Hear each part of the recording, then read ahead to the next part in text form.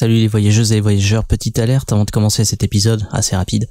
Le 28 juillet, c'est un samedi soir, donc à partir de 20h30, on va faire un live avec Mark Auburn et d'autres invités, donc notamment Daniel Chouchi et Sam l'audioteur.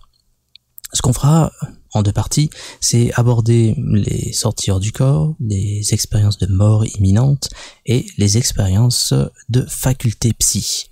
Et pour cela, rien de mieux que d'avoir les auditeurs avec nous pour partager leurs témoignages. Donc ce qu'on fera, c'est tout simplement que nous accueillerons sur le Discord officiel Voyageurs de la Conscience les personnes qui sont intéressées pour témoigner d'une expérience et on les accueillera directement dans le live pour qu'on puisse échanger un moment ensemble avec Marc, avec Sam et avec Daniel Chouchi. Surveillez alors mes réseaux parce que je vais communiquer un peu plus avec plus de détails là-dessus, donner la marche à suivre si vous voulez participer directement à ce live et nous rejoindre en direct. Ça sera en tout cas un grand plaisir. Merci à vous et je vous laisse avec cet épisode. Imaginez un jour comme les autres. Le ciel est bleu, les oiseaux chantent et soudain, le bruit du quotidien est interrompu. Un son étrange, presque surnaturel envahit l'atmosphère. Les gens sortent, levant les yeux au ciel pour apercevoir une sphère, un ovni énorme et lumineux. J'ai vécu un tel jour le 28 décembre 2065 et j'ai bien cru que la Terre allait s'arrêter de tourner.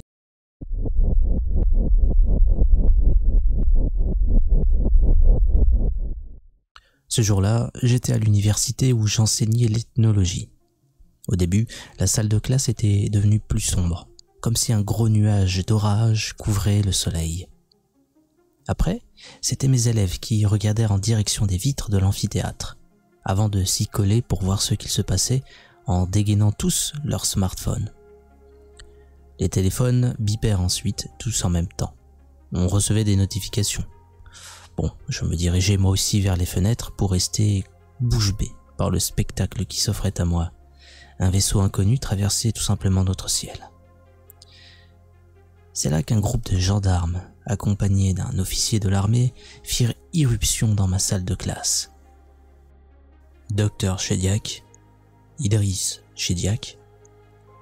Oui, mais nous allons vous demander de nous suivre. C'est une question de sécurité nationale. Ils avaient l'air déterminés à m'embarquer. Résister ne servait à rien et puis mes élèves n'avaient même pas remarqué la scène.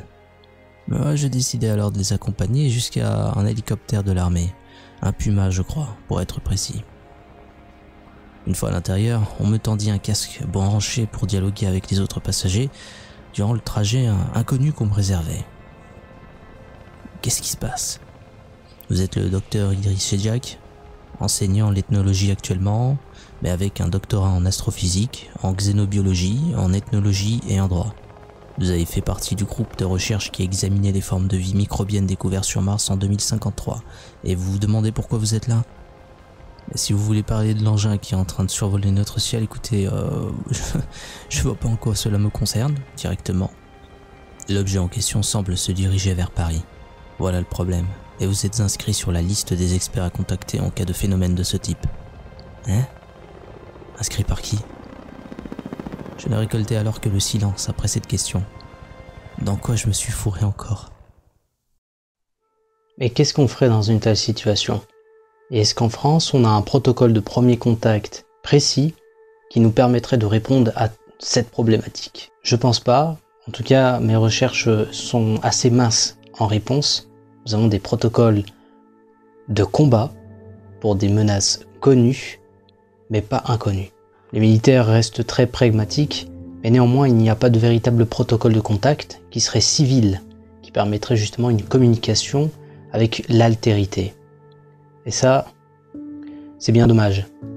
D'ailleurs, est-ce que vous connaissez l'équation de Drake? C'est une équation qui permet de donner à la louche le nombre de civilisations intelligentes qui existeraient dans notre galaxie. Proposée en 1961 par l'astrophysicien Francis Drake, elle est considérée comme un outil qui permettrait de réfléchir de façon intellectuelle sur le sujet, mais absolument pas comme un outil fiable, attention. Néanmoins, ça reste intéressant. Et voilà à quoi ressemble cette fameuse équation. N, c'est le nombre de civilisations avec lesquelles on pourrait rentrer en contact. R, c'est le taux de formation d'étoiles dans la Voie lactée. Fp, c'est la fraction d'étoiles qui possèdent des systèmes planétaires.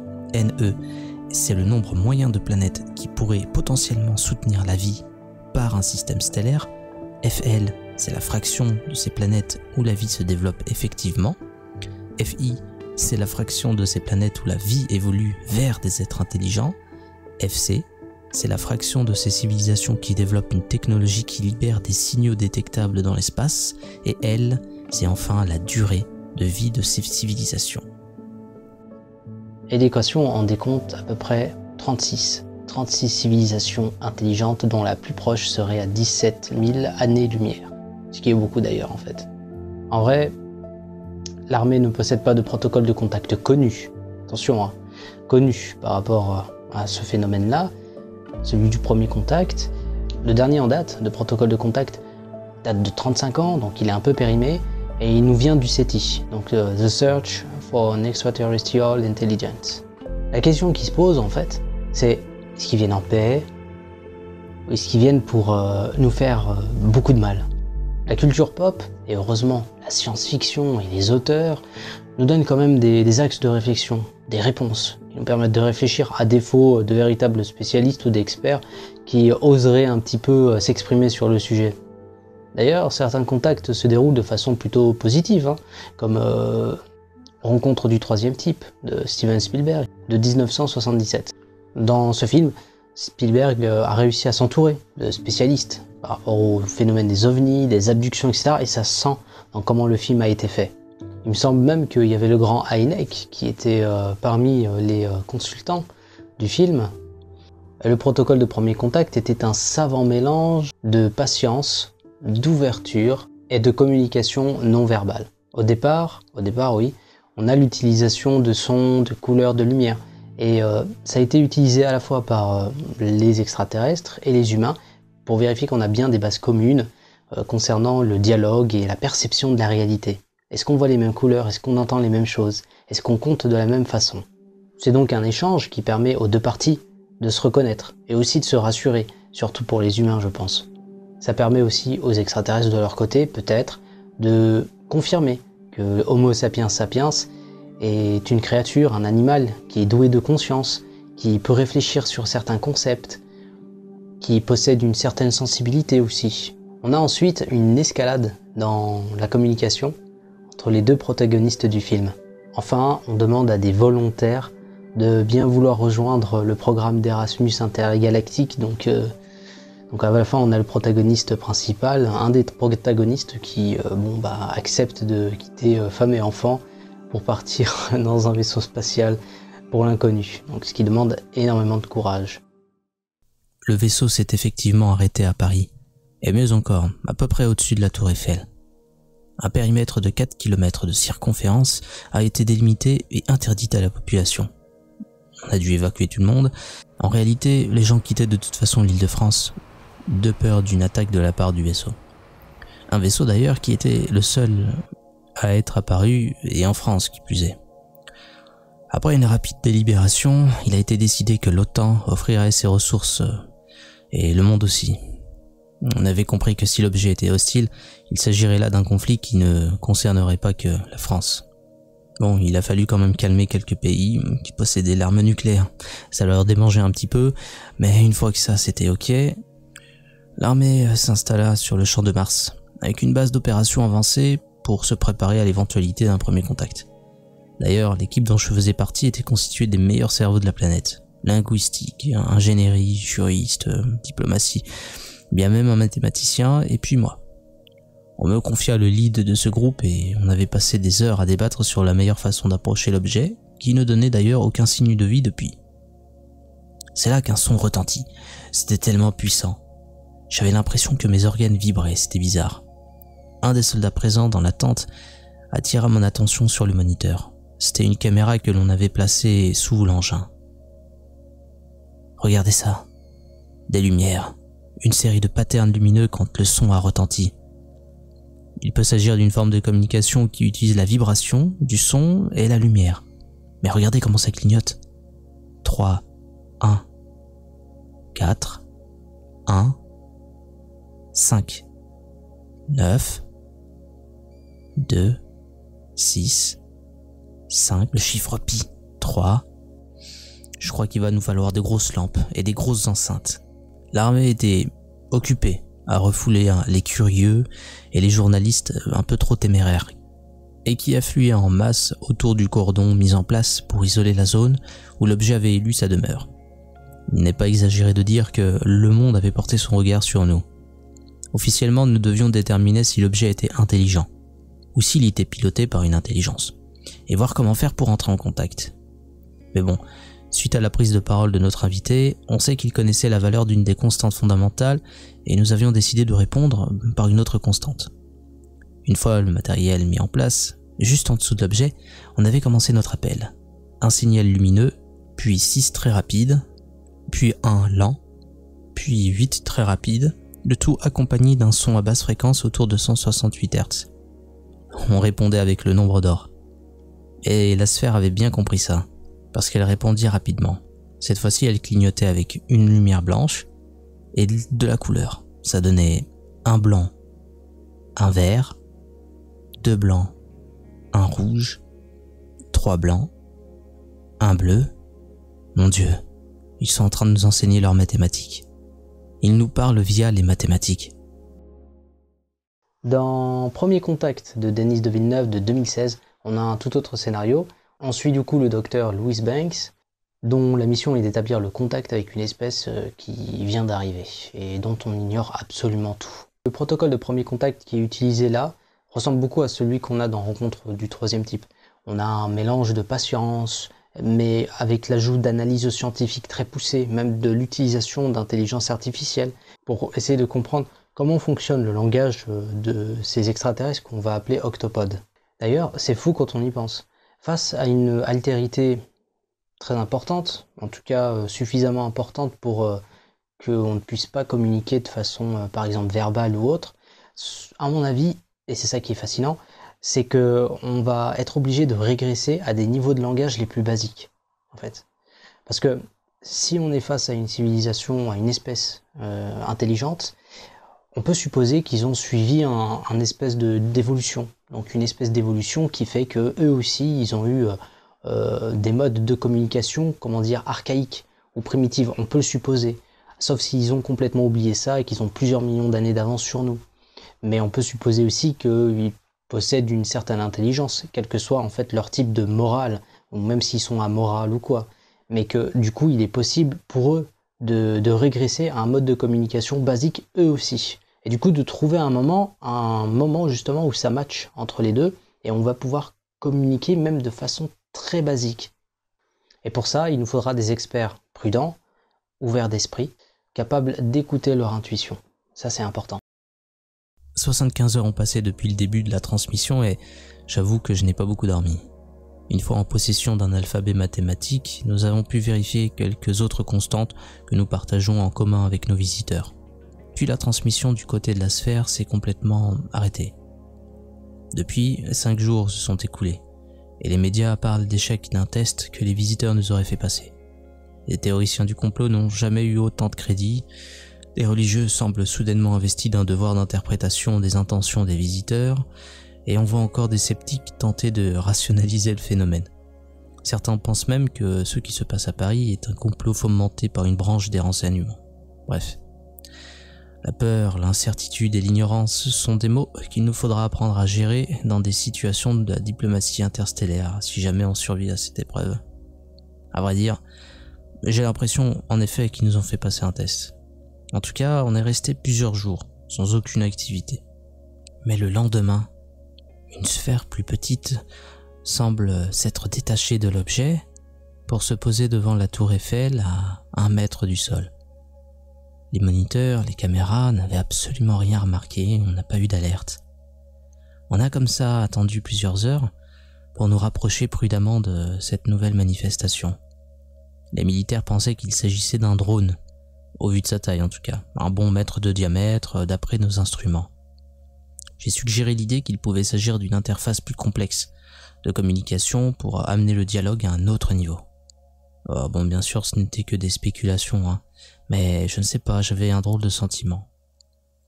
Mon groupe et moi-même, accompagnés de quelques soldats, nous allèrent à la rencontre de l'objet avec nos équipements hazmat. Mais la sphère était tout à fait remarquable.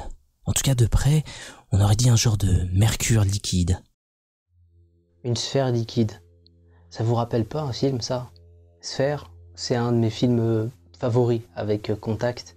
Il est sorti en 1998. Il a été basé sur le roman de Michael Crichton, du même nom, Sphère, qui nous conte l'histoire d'un groupe de scientifiques partis dans une base sous-marine pour essayer d'étudier un vaisseau extraterrestre qu'on aurait découvert.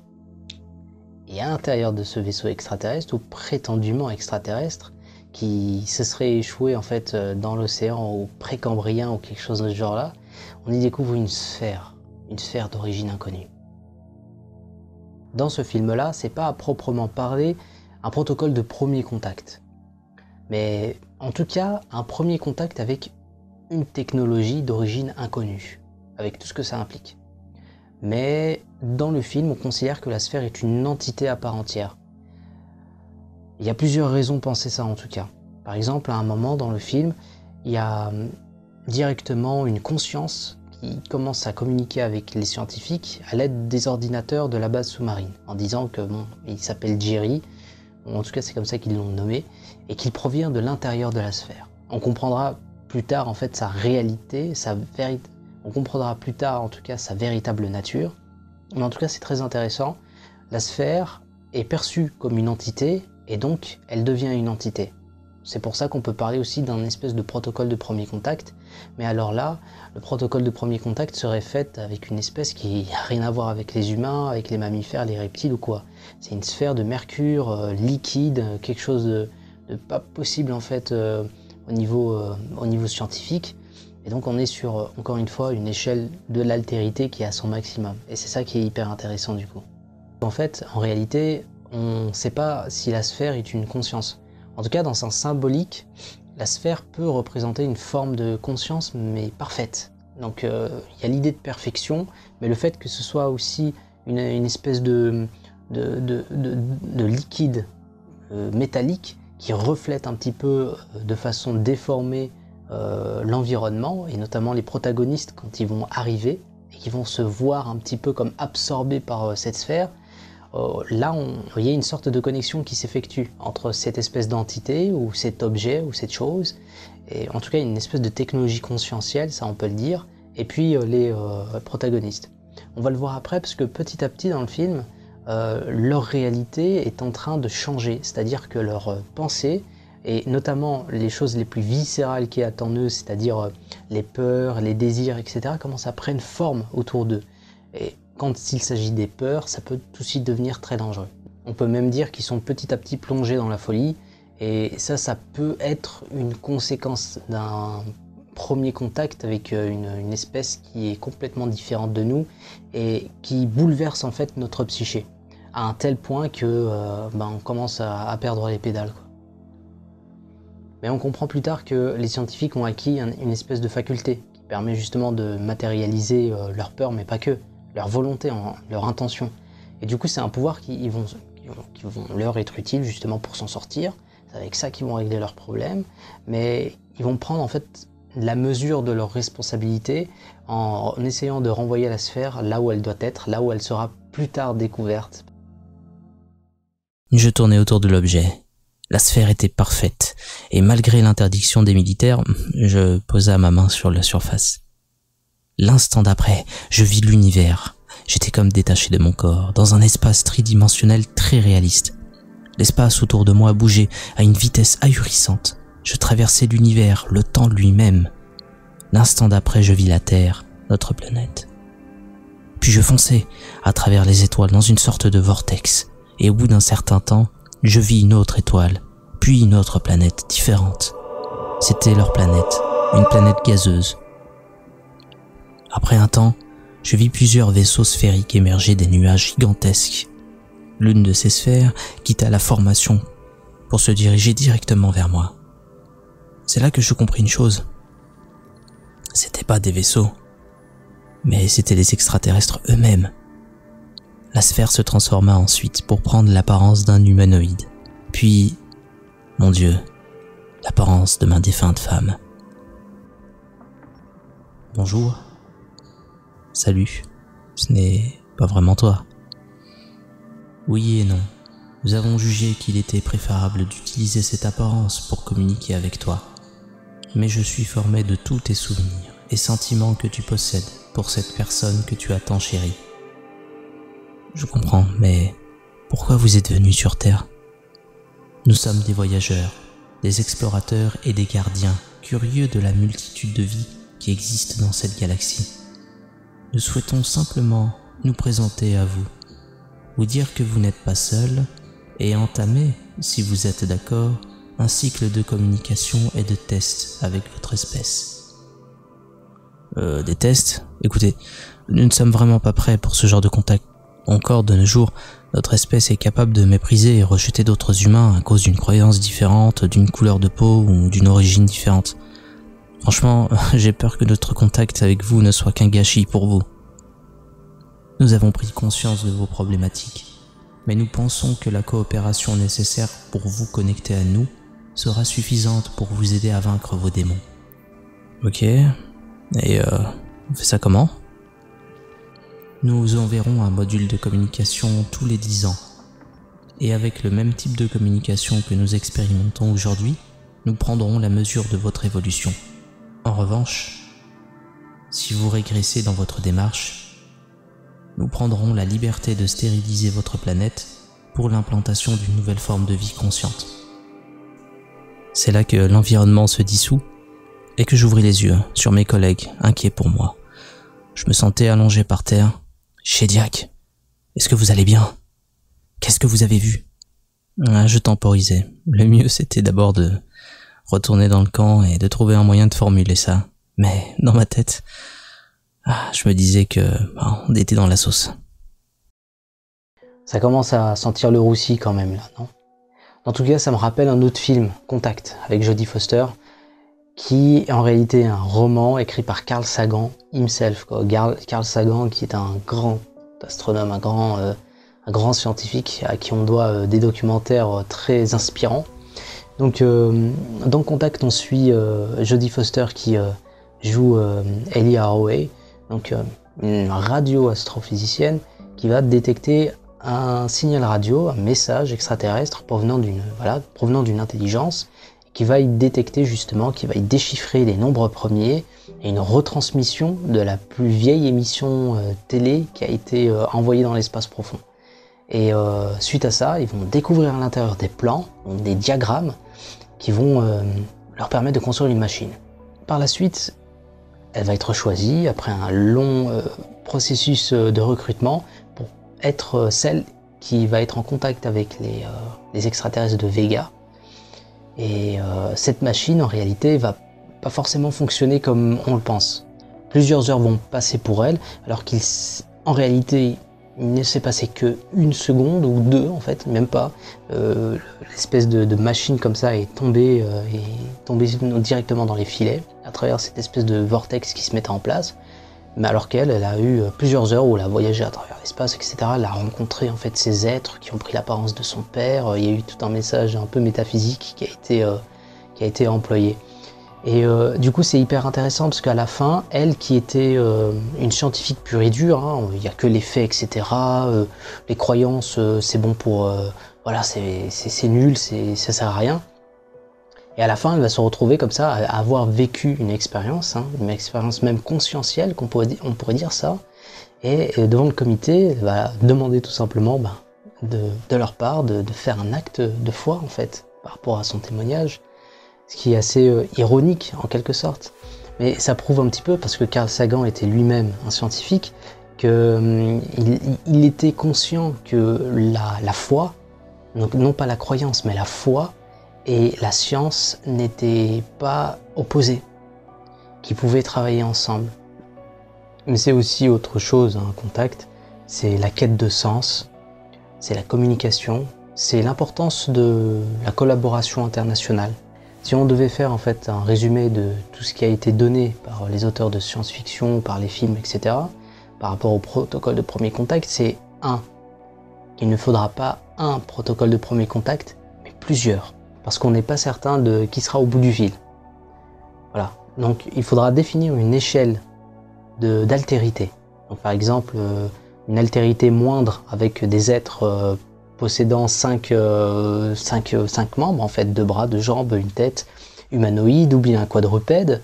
Il faudra après petit à petit s'éloigner jusqu'à ce qu'on arrive à des formes de vie, peut-être gazeux ou dont la forme ne peut pas être devinée clairement ou qui pour nous en fait ne posséderait pas une conscience, vous voyez, quelque chose de tellement différent qu'on aurait du mal à véritablement l'identifier comme étant une forme de vie. Jusque-là, en fait, il faudrait trouver des protocoles de premier contact de ce genre-là. Protocole de premier contact, ça met aussi en place une collaboration internationale, très important, je pense. C'est pas un seul pays qui pourra s'occuper de ça, il aura des responsabilités vis-à-vis des autres. Et dans ce cadre-là, il faudrait une institution plutôt civile, mais avec l'aide des militaires, parce que la sécurité et la défense sont des enjeux qui sont majeurs, et on a besoin de rassurer en fait les gens par rapport à ça.